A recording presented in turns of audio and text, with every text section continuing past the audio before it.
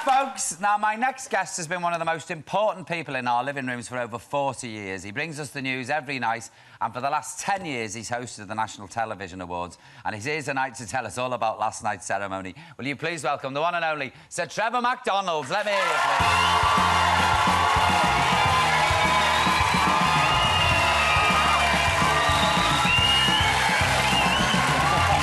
Thanks for coming on, Trevor. Take a seat. Hello. Hi, nice to meet you. Nice to meet you. Trevor, well done on last night. You did a fabulous job. Thank you. How you coped with the noise is beyond me. Well, I'm not too sure how I cope with the noise. I'm not too sure I did terribly well, but it was extraordinary, that atmosphere. You come down, and then you can't hear yourself for the next 2 hours. Unbelievable. Absolutely amazing. Absolutely.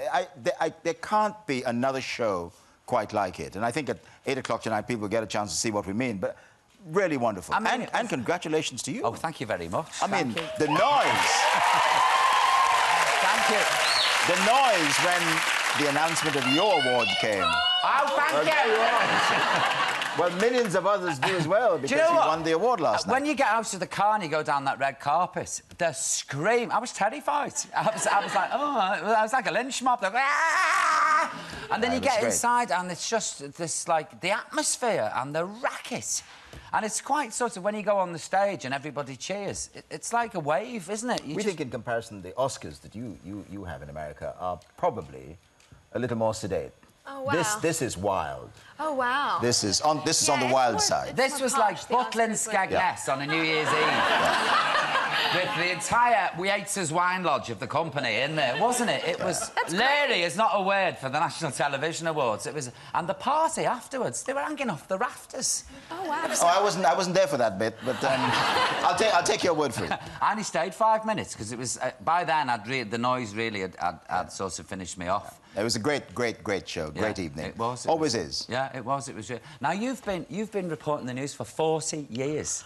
Oh. Yes, it doesn't quite seem like that, does it? I mean, oh, gosh, and considering I'm still a young man, that makes it... I started very much... I used to know, but... 40 years. I mean, that's incredible. It's something I always wanted to do ever since I left college, and I decided that this is the path I should take. And I got my break in the West Indies, where I was born, and luckily got a chance to come to work in London and in the late 60s. And I've been here ever since. And what the nice thing, Paul, as you know, in some of these jobs, is you get the chance to see big world events, and you get a kind of front seat at some of these. And you think, gosh, I'm terribly, terribly lucky. We were in July, we were in the White House, and people were complaining about the fact that they were hungry and couldn't get things to eat and all. And I said, you know, you'd be boring everybody else and your friends in the pub saying, last week I was in the West Wing. The White House. You know, so it's a great job, great opportunities. Can you think of one of your most memorable stories? Well, I mean, you know, it's always difficult because at one stage you think, you know, this was wonderful at the time, something else comes up and supersedes it. But when I look back, I suppose, I did, very luckily, the first interview with Nelson Mandela when he came out of prison. And I still remember that as a momentous occasion for the continent of Africa, for South Africa, and for us, because here was a guy who had been put away for 27 years, and he'd come out, and he had a very clear view of what he needed to do and what his country needed to do to become part of the Democratic Committee of Nations. And he was absolutely extraordinary. No bitterness, no, you know, no comments about how badly he'd been treated, no looking back, looking forward about what was possible for South Africa. And I'd never met anybody quite like that before. And he was left nearly blind, wasn't he, because of that, the work he had to do in that awful prison? I discovered that only because we went to interview him when he was president once, before the 1996 World Cup final. And he said, do we need all those lights? And I said, well, it's television, Mr. President, we do. And he said, well, yes, but, you know, I've got these splinters in my eyes, and I've never been able to get them out. And the lights, the light really affected. So it did affect him. But yet he would not ever talk about it. He talked about what was practical about getting South Africa to move on. Absolutely astonishing. Yeah, because we went to the island where the prison was when I was in South Africa. And it's a sort of like... It's like a quarry with this awful white flint, and when the sun reflects on it, it's absolutely blinding. And so I should imagine for him to work 7 days a week in this pit. Yeah. A living hell. Well, even more remarkable that, as I say, he talked only about the future. Yeah. And about, you know, sharing a continent with you know, all the peoples enjoying a special place. I mean, absolutely extraordinary man. Well, we've got a clip here now of one of your very early reports. Yes, I'm dreading this. Baird, please, can we have a look?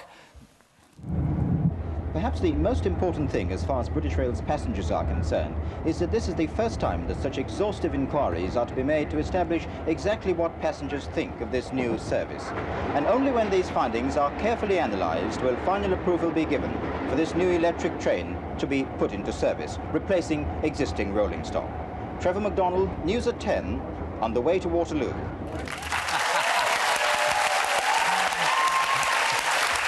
We haven't changed a bit. What an exciting life I've led. On the train to Waterloo. On the train to Waterloo. And from that to Nelson Mandela. It doesn't get any better than that, does it? Now, Saddam Hussein is on trial at the moment, but you interviewed him, didn't he? We had a chance to interview Saddam Hussein, and that was quite extraordinary. And, I mean, you know, they made it very difficult. But once you got to him, he was not a bad interviewee. You didn't agree with what he said, but he answered all the questions. He was very forthright. He was, you know, very, very firm about his views about what Iraq should do in the world.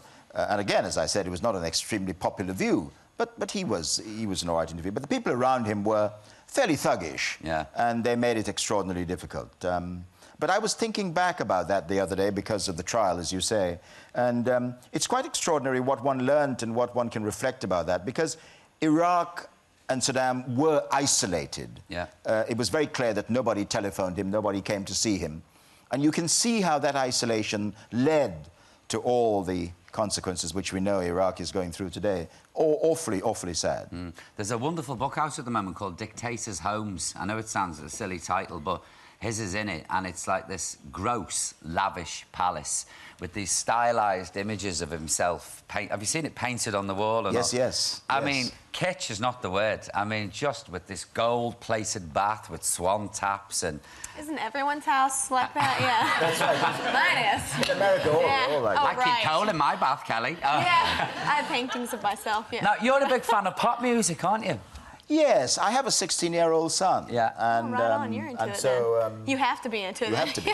So I know a little about James Blunt and the Red Hot Chili Peppers and about Snow Patrol and things like that. Yes, Good taste, wow. Really? And now we are fans of yours because you have a wonderful voice. We heard your... Oh, you're we sweet, heard a bit of your you. platinum LP, and if Simon Cowell says you're great, then you must be great. Yes, right. But she's got such a powerful voice that you really have. Lovely like voice, a real belter. I don't know why. So I'll try to get my 16-year-old to acquire your Right on. your Well, he's got records. good taste so far. That's great. Yeah. Good. Is he with you tonight? No, he's not. He's not with me tonight. I think he wanted to come tonight, but he was at the party last night, so I think he. Still sleeping? He's probably hanging off the rafters still. No, he's watching you now, Paul. Never misses you, he tells me. Oh, good for him. Listen, it's really great to see you, and well done tonight. And don't forget, you can watch the Television Awards, the National Television Awards tonight in all their glory at 8 o'clock on ITV1. Please, ladies and gentlemen, put your hands together for Sir Trevor McDonald.